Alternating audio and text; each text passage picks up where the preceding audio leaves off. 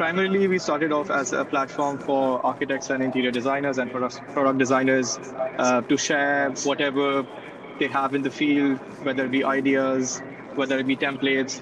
And it's usually for people from the newer community, for example, like 2 to 3 years of practice.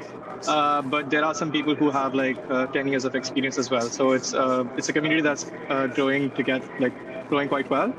And we've had like 4 or 5 workshops till now. This is our fourth workshop, so hopefully in the future we'll have more speakers coming in. Um, and yeah, I think for most people who don't know, we went to the same college at SEP, and since then we've been following their work, and I guess everybody knows them in the circuit, and it's quite interesting to see their work grow every single year. I think last year they were part of Forbes India, and this year they got the Forbes Asia Award as well. So we're quite happy to see Studio Sorted here. You guys can take over when you want. Super. So, thank you, Daksh, for having us here. I think Daksh and I, we have something in common in terms of the journey of being an architect and not being an architect and just being so many other things on the way, and just the whole act of balancing curiosity and ambition. There's a lot of stuff that like keeps a creative online. So what we have today actually is basically last year we had a talk something similar on the lines, and we last year was the I mean, I think 6 7 months ago it was a 5 years of Studio Sorted, and at that time we asked ourselves if we had to come up with 5 learnings in 5 years, what could that be? So today, even though my first point there might be contrary to what I will say now, but I think even those 5 points are still relevant right now. So we'll go through that. It's not a traditional learning or things where you can like make a note or something, but we would really encourage that even if during what we are going through, if anybody has a question, anything you want to ask, please ask. But most importantly, for you guys to really know about our journey and what worked for us, how we did it. I think that can only be expected if you guys throw some questions at us, right? For some specific answer. So I think that is something we can do either at the end or towards or in the middle. Okay, cool. Netra, over to you. Should we share our screen? Yeah. Wow, my dog came and telling me it's time for a walk.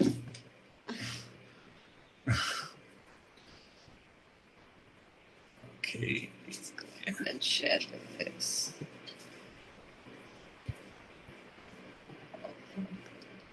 So now we can see you guys. So please tell us if you can see the screen. I haven't you haven't started shared. sharing it. You haven't shared. This is good, right? Maybe to them.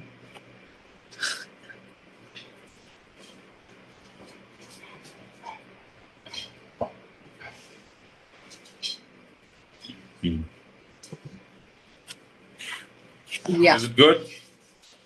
I need somebody to say that you can see the screen. Yes, I can see the We screen. can see. Okay, super. Okay, great. Let's go ahead. Let's go ahead. So the format is we'll go through a point, and at the end we will like reveal what that learning is. And yeah, I think we have 5 of those. Let's go. Okay. Before that, I think Netra, if you can lead the introductions, even though Daksh has also like explained, or do you want to add something more to our introductions, or I think that's enough? I think we can throw, we are Netra and Abhishek, we're founders of Studio Sorted. We are basically a branding agency based out of India, and we focus on creating, sort of building brands up from the ground up. And especially we specialize in consumer facing brands because our work is pretty design heavy and is speaks to the present day consumer in an interesting way. Both of us are architects, and over the years we have went through our journey, and I think it's safe to say now my role at Sorted is more on the creative and the project side, while she takes care of the business and the admin aspect of the managerial things. And I think every day, every year, every month we learn a new thing about ourselves, and we unlearn a new thing about unlearn an old thing about ourselves. So I think over the years it has been a journey. Yeah, so I think throughout the call, I think we'll get some more idea of who we are, what we do. Hey, how do we go? Wow. 5 learnings from the 5 years of Studio Sorted. Now we are sitting at 5.5 years. I think it's 5.5 years. As old as our dog, because the first thing that we got was a dog when we started. Anyway. Oh, okay. So, disclaimer. Now, usually, I think this is something also. I think this again on its own was a big learning for ourselves, which is what works for somebody else might not work for you, right? And I think we all as creatives learn the hard way, right? Because for a long, I'm sure a lot of you guys follow some artists or some people that you know of something, and their journey or their achievements might sometimes intimidate you, but sometimes when you reflect and take a look back and you think, wait, I'm not even supposed to look at it because I'm not even like in the same boat as this person in terms of what they do. So what we're trying to say is that things that we will talk about worked for us because of a certain settings that we were. For you guys going ahead, please be certain settings as well as who we are as people, who we were to each other as partners making this happen. So there are so many different factors that play a role in making things happen the way they are. And I think the problem with a lot of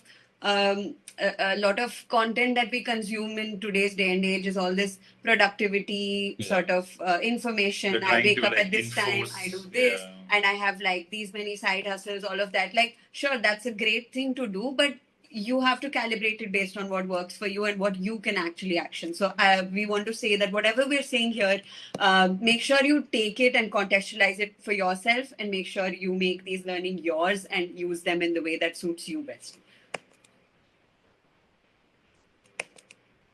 okay.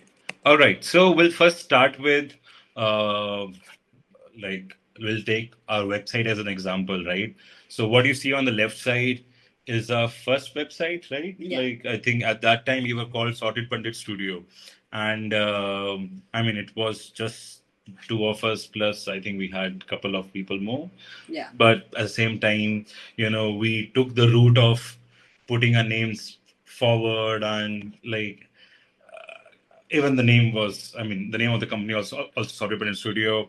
Then from there, to the next year. At this point, I think since we are architects, we're also exposed to a lot of architecture practitioners who name their companies after themselves. That's a pretty common practice. Yeah. So I think what we're trying to show is that we thought at the first time maybe it's important to let your customers or potential hires to know that it's me and her who founded. I don't know why now I think we don't even do that.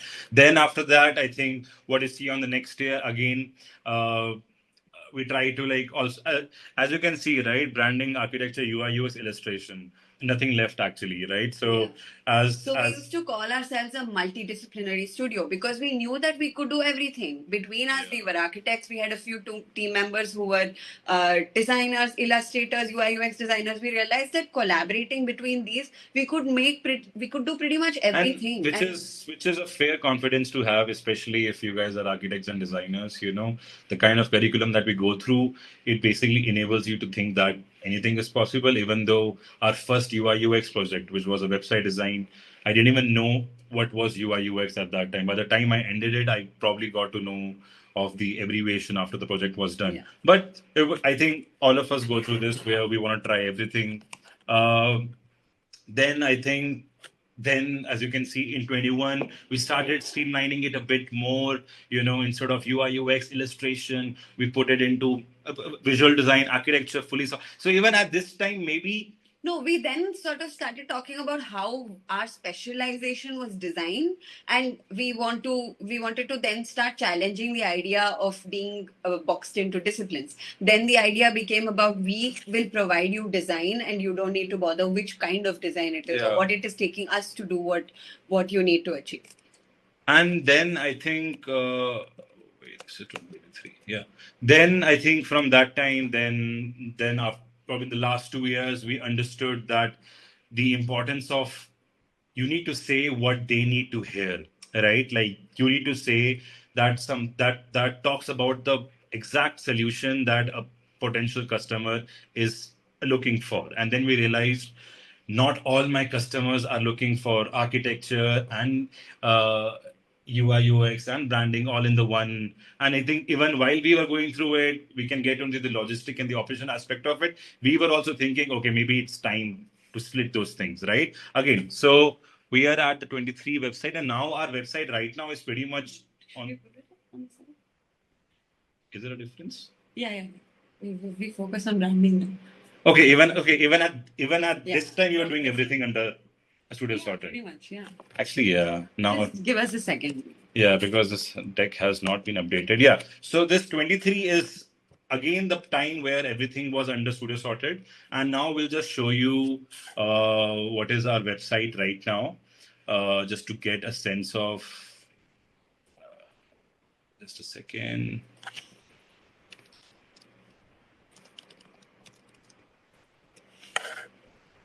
Yeah.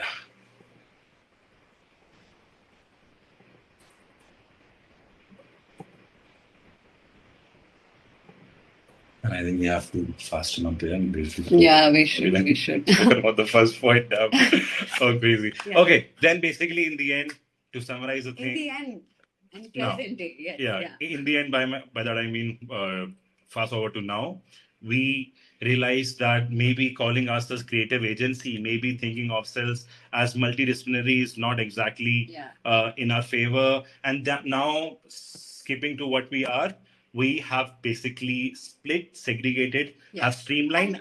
And I feel like the other learning for us was that when you're speaking to a customer, it's not important to tell them what you do per se. Instead, it's important for them to know what you will offer to them. So me saying that I do architecture and design and this and that, and this is how I function, may not help them too much. It just sounds like you're talking a lot about what your process is. That can be the second step of information. But the first thing they need to know is what they'll get from you, which is branding in our case. So that redefinition, I think, has helped us quite a bit, because people know that the end product is going to be this. We might use a lot of different disciplines and processes to get to that. You can see the screen, right? You're able to see the pink screen now, right? No, I think you have to reshare it. It's still at the website. It's showing a blank screen. Yeah.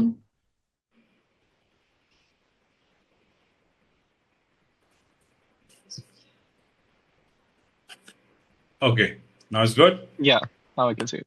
Okay, so basically in the last 5 years, it has been a journey of linear streamlining things, right? If you guys have read the book Steal Like an Artist, there's a word that says garbage in, garbage out. So the only way that we can let the garbage out is by trying a lot of things. And as a young creative, the first battle that you have to do is to battle with yourself of saying this is enough. But it's fine, we don't have to, right? Because only if we don't get to try it, how will we get to know? So the last 5 years for us has been a journey of just trying a lot of things. And in those 5 years, we did, like what you see here is when COVID started, and we just started a company. We did a online design competition. We set up a production company in the middle with our friend. We used to do stalls and exhibitions. We used to sell our artworks because we were. And there were a lot of things, but the main learning is, for a long time, we used to feel guilty that, okay, we have done this, but why are we not doing the second edition of it? Or why are we not upping it? But then with time, we realized we don't have to, right? Like maybe we love the idea of just doing it and then moving on. And I think over the years, as we were streamlining our journey, our offerings, we were also learning how we can be enough with what we are doing, and then actually embrace the curiosity. What are the things that are sort of, we start realizing what are the things that are sticking on, and what are the things that we are sort of taking things from and then taking that forward. And now, so basically under Studio Sorted is primarily a branding agency. We only do branding projects. Just till last year, we were doing architecture under it, but now we have set up three companies, three verticals. Panic Press is a clothing company. Clothing / custom merch for our clients, live screen printing, a lot of activation community events. Type Foundry, Type is a type foundry which is still being worked upon. In few months, you will see 8 to 9 original fonts. South End is our architecture company that we set up. Again, there were a lot of learnings. If you guys are interested to know why exactly we separated architecture from Assorted, we can talk about that at the end. But yeah, South End is a very separate, and we don't want our clients from there to know that Sorted is part of South End, and South End is where we take up architecture. So yeah, basically all of this to basically come to the point that do whatever you truly crave, because nothing is permanent. nothing matters. At the same time, every small thing Does matter. does matter, right? And I think this was a great learning because only when we could respond to our inner cravings, we were able to add that required passion to every task, which if you do not add, then you're also not able to fulfill your craving because if it doesn't fully go through, you still won't feel that you have done enough. And at the same time, there's no need for us to get too held up on what we're doing right now. I keep saying that the quote that I hate the most is winners never quit and quitters never win. There is no business in someone telling you that you should not quit what you're not enjoying and you should move on to something that fuels you better. It's super important to know where you feel you belong better. So it's always good to keep sort of just be agile and adapt to what suits you best. And I'm sure next year, if you speak to us, we might have a different Totally company or different. a South End, and something else would have happened to sort it. Anyway, so let's move to the next point now. So, at Studio Sorted, whoever joins the team, something that we do is basically we believe is fine working with our strengths, right? We really, really believe in the beauty and the magic of only working with your strengths. And now the question is, how do I find the strengths? So I think if you guys, I think you should take a screenshot of this book, get this book, or if you can get a PDF version. So basically, this book, this author, Don Clifton, talks about that there are 34 themes where, like, and if you're trying to look for a strength, you can find any of this theme that you belong to, and once you do that, you can understand why you belong to this and what is the best way to get the best out of you for you and for the people that you work with, as well as who you should collaborate best with, and if somebody's working with you, what are the points that they should keep in mind while collaborating with you to get the best out of you, right? And we believe, I mean, it's a fast world. There's a lot of things that you have to try. A lot of people go with the route of keeping the strengths like this, but working more on their weaknesses so that they can, have few weaknesses. But I think we come with a mindset key, let your weaknesses rot in the sides. Why don't you go and just, even if you have one or two strengths there, just go all in that, because I think that's a good form of investment into yourself. So, a screenshot, I think. And what's important here is to know that these strengths are not the same as your skill sets. These are your strengths as a person, as a human being, as a person that does lots of things outside and in your work, and this would then sort of inform your skills to a different extent. But this one is about your strengths as a person. So, always work with your strengths and just be aware of your weaknesses. In fact, in fact, one question that we ask people in our interview uh, always is, what is your biggest strength? What's your biggest weakness? And what is something that you feel that you're not good at it right now, but you have the required passion to work on it with somebody's guidance. And for us, when we are hiring, when we are making a team, or when we are, like choosing who will work on what project, we are like, dude, if you are the person who's still the best at this task, and we have 15 of those tasks, I will rather let you do it, tell the client to wait for 2 more weeks instead of telling somebody else who's not the best at it to try a thing at it, right? Because again, it saves you, it can be efficient, and it also helps you to get the best. So at Studio Sorted, a lot of us come in a form of generalist role.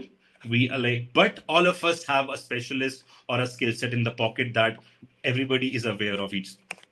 So all these 34 themes actually fits into these four buckets. Some themes, some themes or strengths helps you in the projects which are on execution. Yeah. They generally sort of target towards the idea of executing and making things happen. The other ones are a little more strategic, have a little broader viewpoint. The Yeah. other one is about influencing, so to be able to make an influence on decisions, make an influence on other people. And some others are great at anything that's got to do with building relationships with others, fostering those relationships and making sure that they make the best out of those relationships. So these differences would tell you sort of where you think you are. So you'll see that there might be a small overlap between relationship building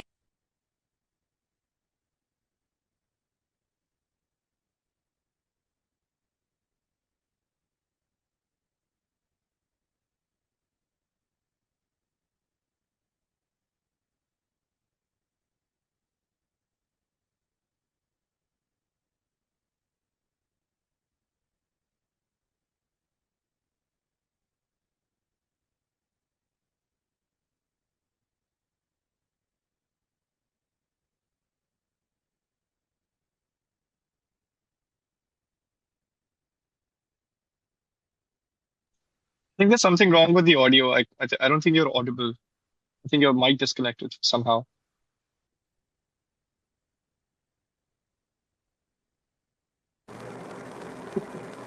Yes, now we can hear you. Oh, Yeah, yeah, it's good. Is it good? yeah. The Yeah. last 10, 20 seconds we couldn't hear. About Yeah. because we know the strengths of the teammates, it basically helps us to create a team for a certain project. Yeah, It, like it the sub teams, right? yeah. People who would collaborate with each other on certain parts of the project or specific projects, just so So we know it's that that itself is and so that we are a all and so that we are all aware of each other's strengths and weaknesses.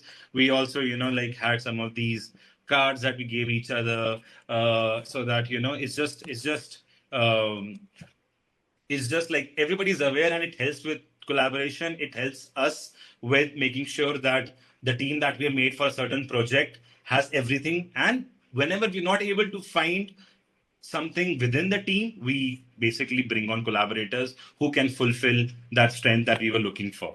So that is something which has really worked for us, and we still do this for every project. So this comes to the second learning, which is very, very important for everybody who's going to set up a team or are already in the service business. The team is the offering, right? In a service business like ours, which is not product, which is purely service, everything that the team is capable of is my offering, right? yeah. So I and we have to, as a service company, we need to be agile and adaptable enough that we respond to, because the team keeps changing. Right now, what you saw is my last year's team. From that to now, the team has quite changed a lot. Right now, the point is, we as founders, we as a company, the spine of it needs to be agile in a way that every time we find some X factor in some new hire or somebody who will join the team, we want to get the most out of it, and we surround, we orient ourselves in such a way that we get the best out of it. So I think that is something over the years we are very, very proud of it, and I think we will this is something that will probably stay evergreen. Yeah. So yeah, that was second. Now the third learning, right? I think if you guys can probably, I'll say this. It is said that the God was the last originator, and the rest of us are just copyists. And the truth is that everything we created is based on something that's gone before. It has to be. Nothing happens in a vacuum, least of all creativity and ideas. So basically, what it's trying to say is nothing in the world is original, right? In fact, like people who are, and this is important for us because we as creatives really pressurize ourselves to come up with something unique or original. And I think in our industry, I too would say these words won't even make sense. And when we talk about it, even how he talks about it, it's like, as a creative, you should not look for, don't pressurize yourself to look for unique ideas. The catch here is looking for fresh ideas, right? Like Apple's logo is an apple that all of us are aware of, right? And there is that sense of familiarity, right? But I nobody would expect that on a tech computer with a half bite taken off, right? In fact, there is a theory called Maya, Yeah. most advanced yet acceptable, most advanced yet acceptable. There's a TED talk. I would recommend everybody to go through that TED talk, and it talks about that a human is always in between the need of knowing new things and the need of being closer to familiar things. Yeah. And So there is this concept of neophilia and neophobia, like the attraction to something new and the attraction to No, I mean the fear of something new. So you're always right there at the balance, and you're being sort of pulled between these two concepts. And what strikes is when these two things Yeah. are balanced in the perfect proportion. So basically, it has to be surprising enough for me to catch my attention, but familiar enough for me to relate to it. And all the good songs, movies, designs, whatever ads that you can think of, which you really like, you will see that there is that sense of, and that's a learning which is not in this deck, but it was something that in the last few months we really think about it. So definitely do that TED talk We'll watch. try to leave the link in Yeah, the we'll leave the chat. link. So this, what we just spoke about, takes us to our third learning, which is the need of training your subconscious, right? And I think over the years we also understood, like, our brain is damn powerful, right? It can hold a lot of indirect learnings. We have our eyes, we like to travel, we like to see a lot of things. So in a way, that is a form of training a subconscious by loading a It's lot of also like references. inputting a lot of things, and the interesting capability to be able to make relationships between these random things that your Yeah. brain has inputted in Yeah. it, right? So because we believe in embracing the obvious, learning from the outs, learning from your surroundings. When did you start this? It's been 2 years, right? Two and a This half was, years. yeah, yeah, So yeah. two and a Okay, half, yeah. 2 years ago, we started this thing called Sorted Daily. Now, if some of you who follow us will be aware that on our stories every day, I mean every working day, sometimes there is an off, but yeah, every day we basically challenge ourselves to put a photo out that goes on our stories. And the whole brief to the team is, it cannot take more than 5-10 minutes. It has to be something which is around us. Do not invest so much time. It has to be instant. But why we did this? Because just to start telling the teammates that all you need is just to look around yourself sometimes, right? And once we start learning the fact that, wow, like everything that I need is just around me, you unlock a certain sense of creativity that can take you to places. So just so that we can learn how to embrace the obvious, we do this, and it worked so well. Our people who follow us loved it. So it's been like more than 647 days or something. Yeah, sure. Yeah, and we do this every day, and yeah, it's a great journey. And if you were, And it's usually informed from just a random object that happens to be there in the space on that particular yeah, day. and I think even here, before we got to know the idea of Maya, we believe what we were doing here was the idea of adding some sense of new to a familiar setting is the goal here. So yeah, keep your nose, eyes, mouth, ears, hands open for inspiration.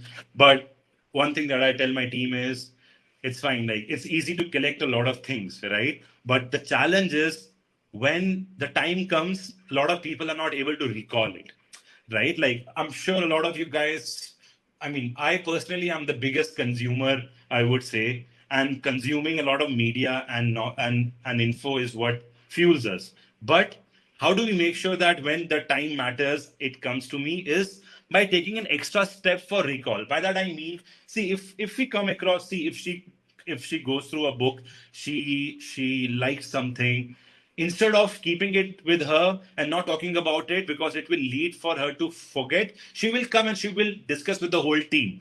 And just that act of discussing, just that act of sharing knowledge, literally like becomes an anchor point in your subconscious, and it just helps you to like recall it when the time matters. Yeah, because these conversations that you would have around this topic create a whole bunch of memories that help you to recall some of these concepts. Otherwise, I mean, the usual thing would be to highlight something or just make notes, Yeah. and put the book aside, and you don't really come across it. A lot of times, the conversation becomes about, have you read this book? Yes, I have. Oh, yeah. Like, there are these Yeah. two, three things you talk about. Whereas those key learnings that you might have got, if you were to just go and sort of talk about it to somebody else, it might pique your interest in something That's else. why, It might spiral out into a new discussion, and lead you to be able to recall these ideas a lot faster. And that's why they say teaching is the best way of learning, because when you are teaching a bunch of students, that really helps you to go through a theory and learn. So do that to everything that you add to your subconscious, and do not gatekeep, because without gatekeeping it actually helps you to recall it. So yeah. Okay, let's go to the fourth learning. Now, I think as we mentioned at the start of the call also, one of the most important thing that we did at Studio Sorted was what you will see behind this image. And it's also, yeah, go ahead. Yeah. So it was basically getting Mango. Mango is a dog, uh, and why we're talking about this is because it taught us that how small things in the atmosphere, in the working ecosystem, can really add a butterfly effect of things, which can really help you with efficiency and just and the production. Like, why we're talking about this as an example is, we never had to look for a reason to even ask the team to come to the office. This was one of our very strong reasons that people will not. And even now, also, a lot of folks that apply at Sorted, in the email, they would always mention Dear Netra or Durrani and Mango. Yeah. So, No, that's usually a motivator that comes across in a lot of our applications. And also, it just helps to make the mood of Yeah. whatever is going on. Yeah, we're not We saying don't like take ourselves get a too dog. seriously. That's not the learning here, but It's just a lead up to say that make sure that your surroundings are keeping you happy, right? Your whatever it surroundings, takes. the people you work with, the space that you're in, like the you can see that we start treating each other as family because we're all super bonded over this one Yeah, and creature. to expect that everybody would bond over work, that's a bit selfish because as founders, we have the biggest stakes, right? And we know uh, how much a pending task or pending payment can bother us will not be as much as it can bother somebody else. But to have a common ground like is this is where you build communities or this is where you build culture. So immaculate vibes at all times, no matter it's how small how big the team is, because in the end if your people are happy it will lead to good work, and it will also help you in the future. It will help you with the retainment of the team, it will help you with the word of mouth. These vibes travel to your clients, to your potential hires, and these might see what you're mentioning is a little bit more of like what might come as a consequence, but just the fact that when someone's happy, they're going to be comfortable, they're going to be open to share, they're going to be a lot more giving than they would be if they were holed up, if they were insecure, if they were concerned about you sort of profiting off of them. So we at Studio Sorted, at the start we were also a bit not so sure that how much should we get into the personal lives. But then we realized if I'm expecting somebody to give me their dedicated time and the passion, I think it's also our responsibility to make sure that they are in a good setting. They don't have anybody who's so by that what we mean is we take a really like for us hiring a team, getting the right people is the science is it is rocket science for us. Like we have to like look deep into a person's intangibles, a person's likings, mood, what they like, and we have to make sure that it is on the same line as others. And once we get this things all right, you can see right now, at the starting of the years when the team started, Netra and I will be part of all the events, all the team plans. Will be the facilitators. We would be the initiators, not Yeah. even the facilitators. Now the way the team has been made, like they don't even call us. Like every weekend, the whole team is out. Weekend, like the whole team is hanging out at all times with each other. And what we've realized is that having a work setting where people, if there is some kind of politics going on, if there is somebody who has a negative Which sort is of, very easy, right? it's pretty Like, common for having office toxic politics traits, to having happen. having like political aspect of things. It's very easy because it's human nature. Yeah, So and we've had several situations where somebody would sort of come across as condescending to the other person. and in the past, we had actually had to let go of people not because of their work, but because of some of these traits. Because we know in the longer run, it can cause issues. It can set up. No, and just the fact that people may not have it in them to be. And also, this also very takes us to the point, respectful. like, a lot of people ask us how we started. Is it easy to find a partner or a business partner? I think for us, we found each other. And from the start itself, we both were selfless to each other, right? Which basically gave us an opportunity to give equal amount of work to something which helped us. So that is something we are also trying to recreate with our teammates. Yeah. Right? We don't want that somebody who says, "Can you do this for me?" They have to try to think and ask for something in return. The other person should offer. So yeah, so I think that is something which we have started something subconsciously, because when we started, we didn't know. We were just trying to be ourselves. We just tried to look for people that we like and they will like us. And then basically it became something that we like, which is non-negotiable.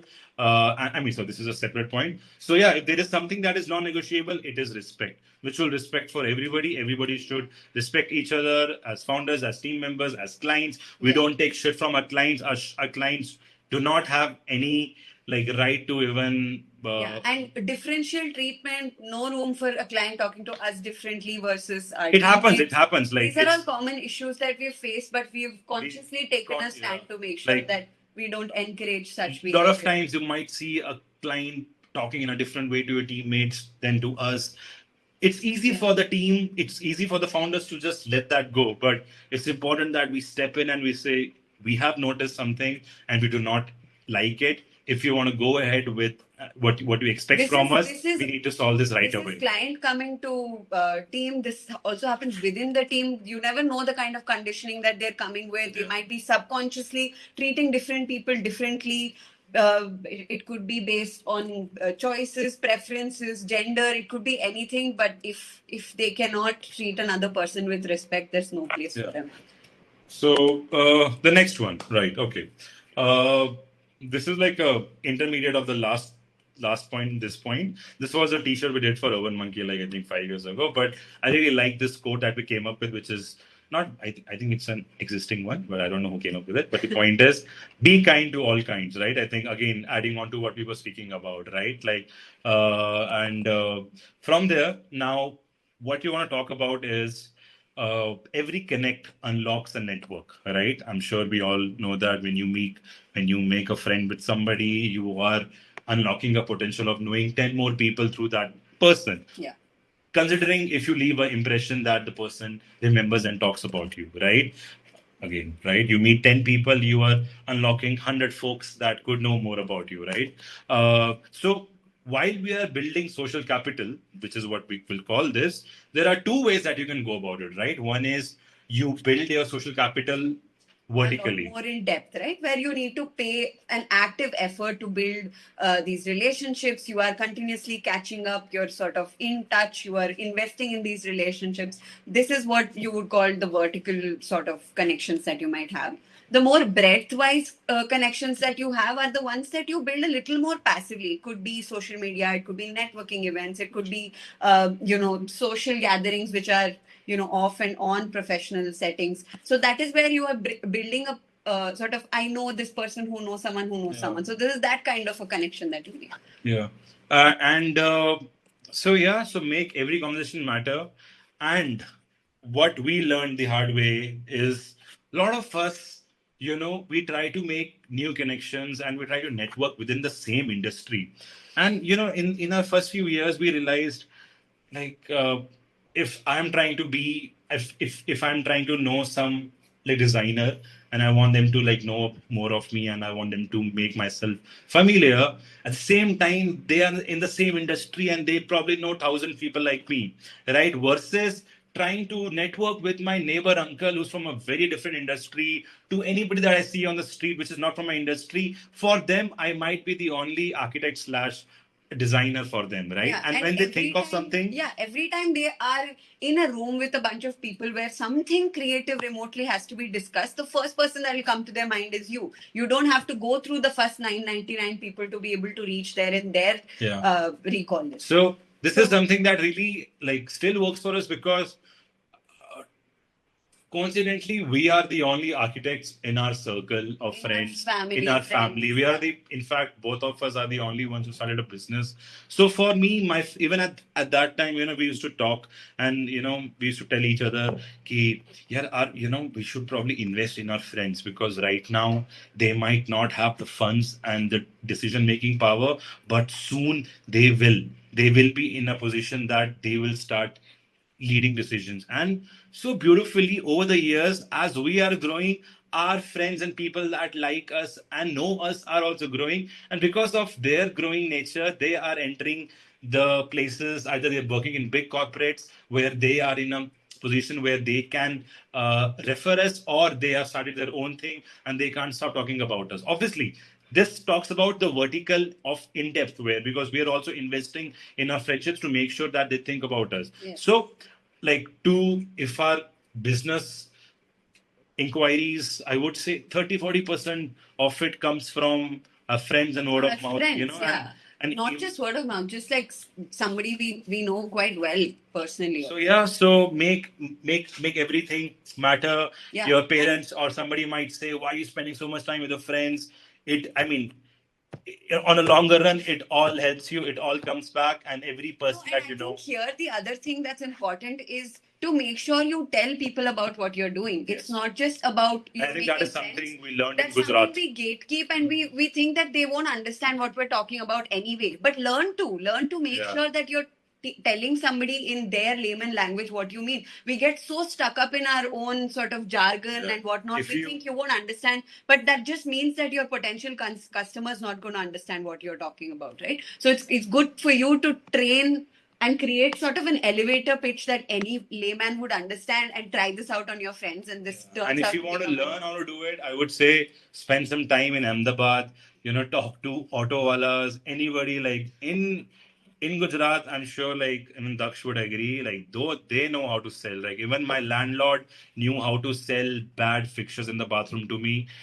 Why it was like that, right? And I think, yeah, that's what she was saying. So over the years, we also had to let go of a social anxiety, and then make sure that everybody remembers you. and being stuck up in the fact that we think somebody can't understand what. Yeah. So yeah, here were the five very intangible learnings that we wanted to share. Over to everybody, Daksh, and if you guys have anything you want to ask, any specific. Yeah, I think people can write their questions in the chat, and I hope my voice is not echoing now. But thank No you for problem. that, especially for me more than this was a very selfish workshop, to be very honest. This is literally right up my alley because I mean a lot of people who would know is like I we share very very similar journeys. I went from doing architecture undergraduation, then I have actually showcased with Sorted in 2022 that they were saying showcase of sorts. I Yes. was there as Oh an yeah. artist there, Yes. then doing my master's in industrial design and sitting in London and now doing a show with London Design Festival. It's all over the place. It's I mean, as Yes. architects, you want to design everything and you want to control everything, but at some Yeah. point you Exactly. learn it the hard way that you cannot do everything and you need to Yes. delegate work to different people. And since I've been hiring in the past year, it's just been all these issues have been coming back and forth. Be like, how do you hire like people that make the environment good? There might be somebody who's actually good at what they do, but if the environment is not good, then the other people cannot function at full potential, and it becomes a thing where it's not about individual potentials, but as a potential as a team. And it's so interesting to see, and especially the thing that I've read the book as well. So it's something that I have been trying to do as well. But I think all young designers go through this. They want to design everything. At some point, you need to realize that you're good at something and you're not good at something. Yeah. Um, Yeah. yeah, like I wanted to do graphics as well, but at some point I realized I'm not very good, not very good at it. So I went back to architecture again. But yeah, it's been quite an interesting journey to follow you guys. I keep seeing you all the time as well. And I think somebody's asked, can you share the book name and the TED Talk link? That's what Yes, that's I for. just sent the book name Yeah. and I'm looking for the TED Talk link. Yeah. That TED Talk was so refreshing, Yeah. guys. I think all of you guys should see it. Yeah. And It was sent to us by one of our teammates, and it's okay. Sorry, Tommy. I'll just read Uh, a few of the comments. Kavya says, that's a lot of learning through the years, not limiting to someone else's journey. Insightful while team studio sorted. So inspiring to hear your journey of your studio and learning directly from the founders. Uh, thank you, guys. I'm really glad that this resonated for sure. yeah, I mean, so people that we're speaking to right now, is it fair to say most of them are architects? How is it like? Or no, no, not really. It's so basically I have two groups. So one is of the architects, and there are about 500 people in that group. And this one is more of a UI UX graphic designing group. So there are people from all over. There are a lot of architects as well, understood? but it's a mix of both Okay. UI UX Yeah. people and Yeah. architects. Nice. Nice. Nice. Especially I think coming to something. Sorry. Go. sorry, Go go ahead. Go ahead. ahead. Oh yeah, especially from because I've been in London for a year now. It's you meet people from all over. So even the previous speaker that we had, Maliha, she was also an artist and she was also at Forbes. So it's like quite a nice like journey for people to see how a journey of an Oh, artist mute the goes, phone. of a team goes. It's quite interesting. Um, Nice. I was saying, to a lot of just a second, I'm sending that link for that TED talk. Yeah, this is it. Yeah. Okay, this I'm sharing in the chat. Okay. I shared the TED Talk link also in the chat. Yeah, I was talking about uh, actually. So last year we had everything in under sorted, right? Like and there were there were some commercial projects in Bangalore which we took up because we were like, we'll do everything for you. And to some, I even gave branding for free because we were too keen on building that architecture thing in a way that will position ourselves as that 360 agency. Like you can come to us and we'll do everything for you. And what was happening was we were also compromising on our branding values, which could be commercials or which could be blah blah blah.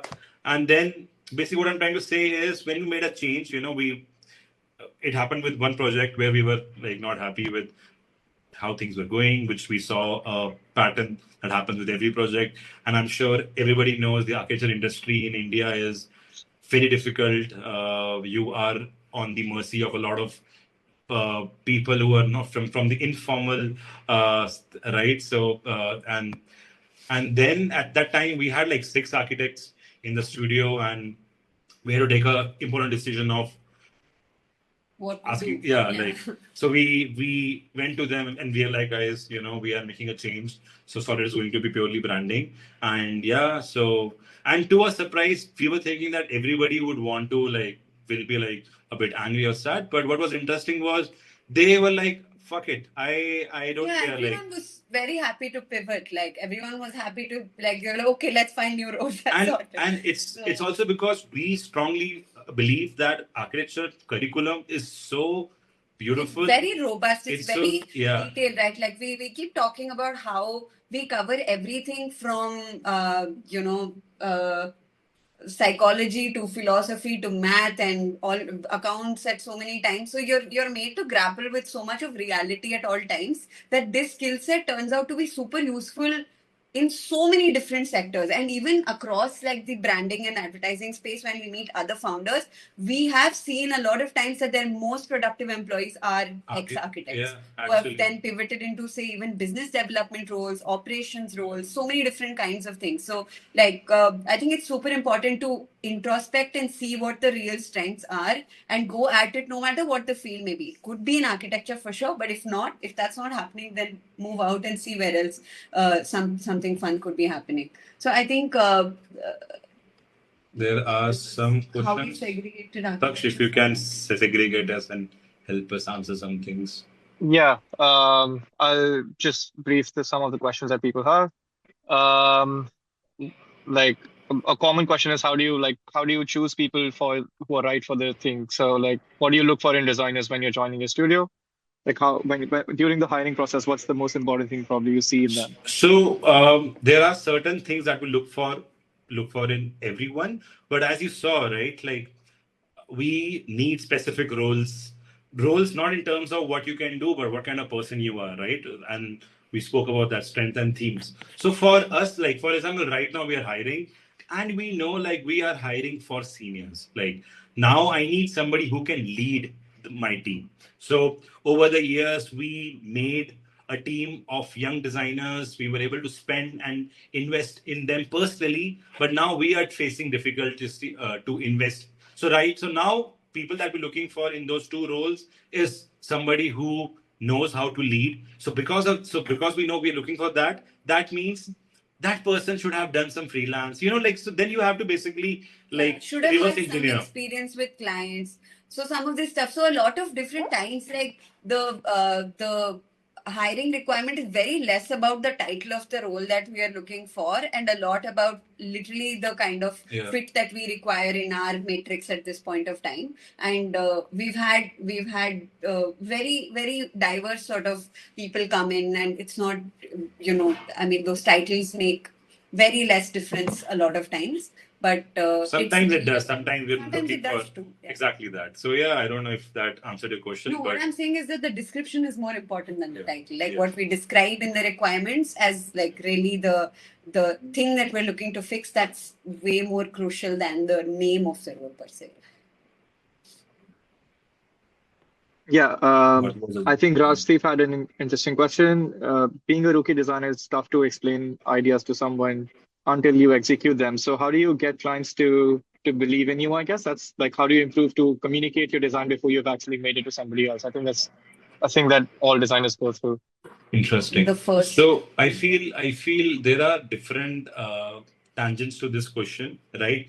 One, I would say I find it hard to explain my ideas to someone until I execute and show them how to improve. Okay. So first is everybody. I mean, a lot of times as designers, we think that they can see how we see things. I think that is the biggest learning, right? Like, and I'm sure how to know how to get better at it. Like sometimes when we, in an unhinged way, make a mood board of an idea, we make it in such a way because when I put three photos, I put it because I like that in that photo, I like this in that one, and this in that one, and then I put it. But for somebody who's not from the creative field, or even if it's from just a it's third, even within, right? Like between two people, you don't know what you're going to see first. So it's really important to be able to parcel that out, right? So yeah, so what we're trying to say is that sorry, क्या बात कर रहे थे हम? The mood board. Yeah, sorry, the mood board. Yeah, yeah. So what we're trying to say is ki do not like think of everybody. Like first of all, get to know your client, right? Understand what is their background, what is their like, what kind of stuff they can understand, right? Based on that, you need to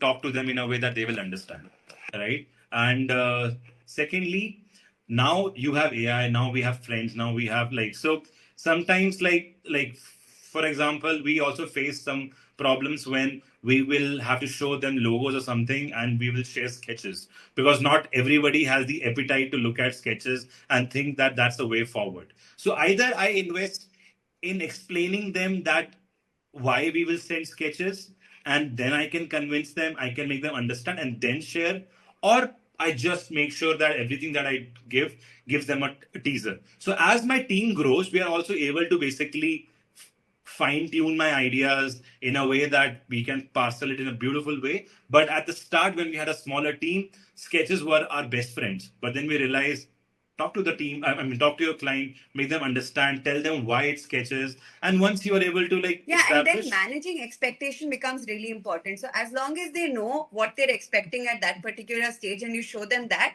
then that'll be like, oh wow, this is such a great idea. But if you give them the expectation that you're giving them a render and instead you go with sketches, that's going to be disappointment before they even try to look beyond what is there and look for the idea. So I think more than being specific about being able to sell ideas, it comes down to convincing and it comes down to and collaborating with communicating. them. Yeah, and it's just collaboration We on have some various clients different where things. we know that they have the appetite to collaborate and participate with us. With them, we will give sketches. With them, we can even share ideas in textual. There are some people who cannot. For them, you have to ask them to give you time so that you can pass on the whole thing. Yeah. Yeah, I completely agree. I think Sanjana has an important, like a nice question as well. She's an interior architect, but also a graphic designer in London, just finished her master's. And listening to your guys' journey, she wanted to do something in the future, something similar in the future, which is like a multidisciplinary studio. But she says that she doesn't have enough experience in the field. What are the tips that you and suggestions would you give to somebody like her? I think it's the same. Just do it, and then Yeah. that's the only way to get experience, right? Get a lot of garbage in so that you can let go of few things, right? So I would say if you just graduate, I mean, first of all, uh, if you have time, which sometimes could be a privilege to some folks, like like I didn't have to send money to my parents. I could just do my own thing. So I would say if you guys have that privilege, do not think so much. Do a lot of things. Maybe you can tell yourselves, okay, by 30 I should have XYZ. But again, instead No, of but I feel like even that's not a good idea to set goals. And I mean, we've actually talked about disagreeing on that because like maybe when we just graduated out of college, we wanted to be the best illustrators and the best so many something things. like Every that. year I we don't had know. a And at this point, that goal was so made no sense, right? So yeah, but it I only think made the sense when only you could try a lot of things. So I would no, say I would just say that every next day should be better than your previous day. Like just that's make sure that you are upgrading yourself, your practice, your work on an everyday basis, and you will lead somewhere great. And honestly, sitting here today, you cannot predict where your future can take you. So don't try. So just So keep set your going. goals, which are actually like, goals which is for the next month Very or small actionable goals. goals, because that's the only thing that you can actually do. And what will happen is, if you set something for 5 years down the line and you're going in a very different but very beautiful path, you're going to keep regretting that you're not heading there. And just go where you should be going and what's making what's. I think a lot of people are asking also about Forbes, right? Yeah. Did Forbes help you practice getting inclined innovation? Yeah. So okay. So Forbes is something that actually, even contrary to what we said, was a goal that I mean, not a goal, it was a dream. It was just, yeah. It was something that we Goal. really wanted. And I think as soon as we got to know, probably only by 24, 25, we were like, okay. So I think even if you set up some uh, achievements and milestones, maybe keep it on a very personal, like something, not like something that controls what you do with your company. I would say these are aspirations. Yeah. These are good dreams and aspirations to keep versus goals which are tangible and you know that like I should have. Yeah. But yes, Forbes really helped us in very different ways. Last year we were Forbes India. This year we were Forbes Asia. It helped us in different ways because if I talk about personal level, right? Now let's talk about a very intangible family personal level. It helped my loved ones, my family, folks understand what we do instead of me trying to like make sense of something which doesn't make sense to them. Now from there to the clients and practice, obviously it adds more what do you say, it adds a lot of, I would say, more than getting new clients. It's not like that. A lot of times I think being young becomes a counterproductive thing when you're in the agency business and stuff like that. And because you know, experience with XYZ, having experience with big other previous companies becomes a really important factor for someone to evaluate. In such cases, the fact that Forbes exists helps us cut through that chase of conversation that, oh, you're too young, so where they don't even give you a chance because you are young. So that I think has been a great takeaway. But other than that, just I think the biggest is that you can get your dreams, right? That's it. Like the fact that we were able to tick off something which really was in a bucket list gives you a good amount of willpower, confidence that you need for the next few years. So it's fine. Like we go from milestone to milestone to milestone. And now we don't know what's our next milestone, but I'm sure it will hit us and then it will add some sense of aspirations to it. So yeah, one person asked, how can I stay connected to the broader, more creative aspects of architecture while working in a technical specialization? Interesting. I don't know, but I think we also face this issue because we were also trying to do everything, right?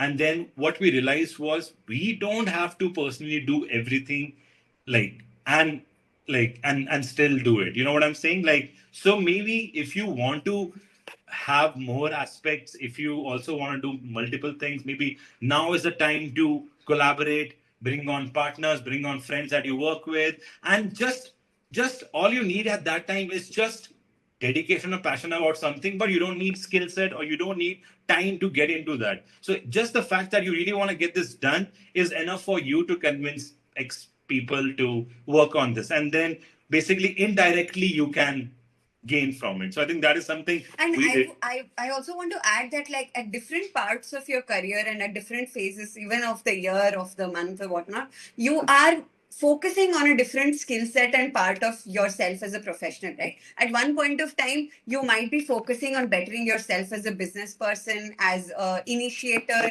as a salesperson to some extent. In the second, you are more of a people manager, you are this. So at every point, you will be focusing on upskilling yourself on different things. And you should know that you're in that phase and not regret sort of not being the best designer at all times. So you, especially if you are starting your own thing, you're going to be navigating a lot of different roles and upskilling yourself on a lot of different things. So you just be present in that particular phase, make sure you're sort of doing enough to make yourself feel satisfied, and then move on to the next thing and go all out in that. I don't think like you can be learning and upskilling yourself in all things at all times. That's a little impractical.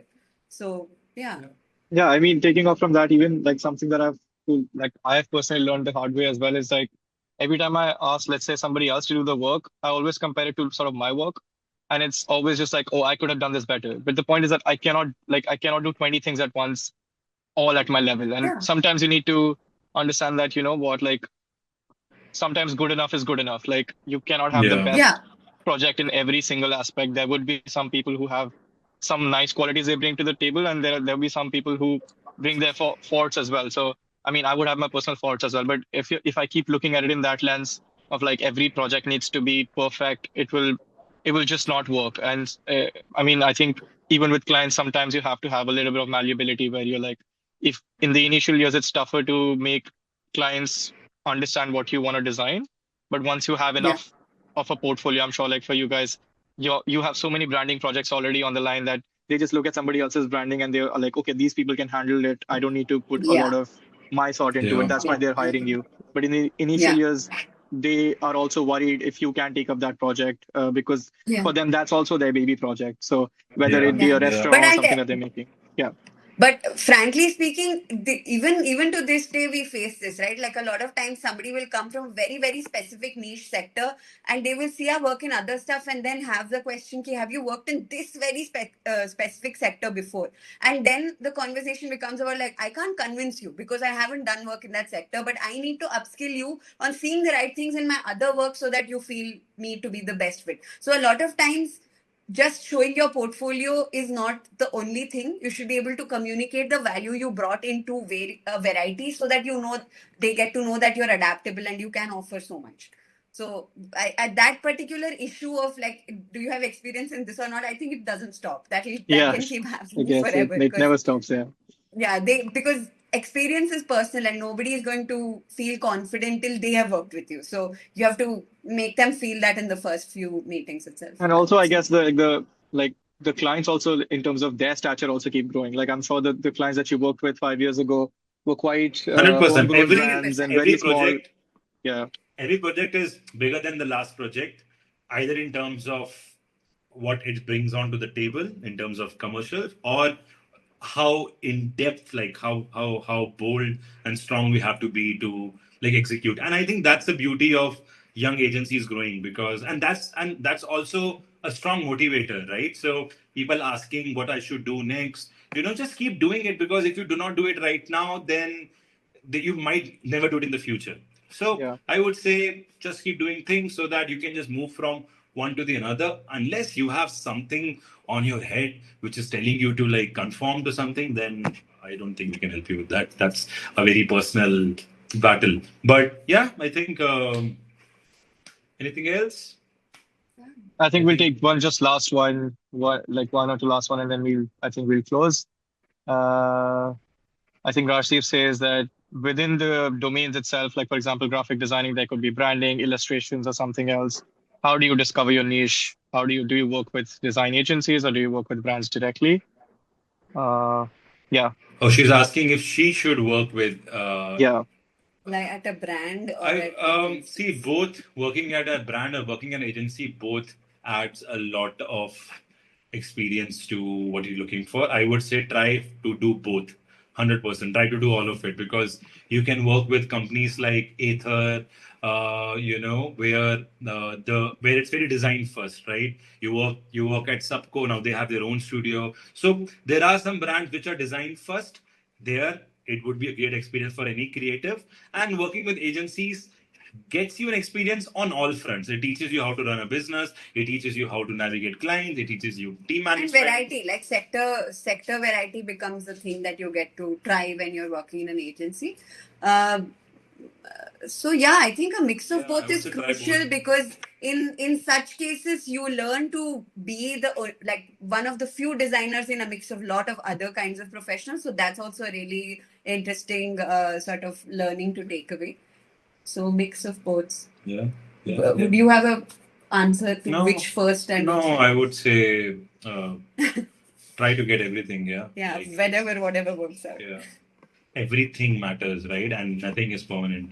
Back to the first point. So I feel a lot of things that you have asked, kind of, the answer kind of lies in the points that we spoke about. So yeah, all the best with whatever you do. Okay. I think that should be enough. Even the final question is something that you've already answered, I feel. Um, Yeah.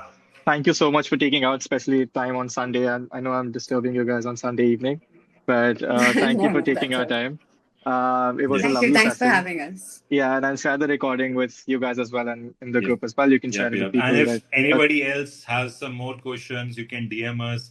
You can DM us personally, or you can DM on Sorted. If you guys I'll are be in DMing Bangalore, a lot of questions to you guys. Daksh, to just call me, bro. You need to know us. Come on. But if you guys are in Bangalore, if Daksh, like, please come to studio, meet the team, meet Yes, us, absolutely. meet the Yeah. dog, and yeah, all the best, guys. Cheers. Have a good Sunday, whatever is left. Bye Thank you, guys. Thank you. bye. Thank Bye. you. Bye bye.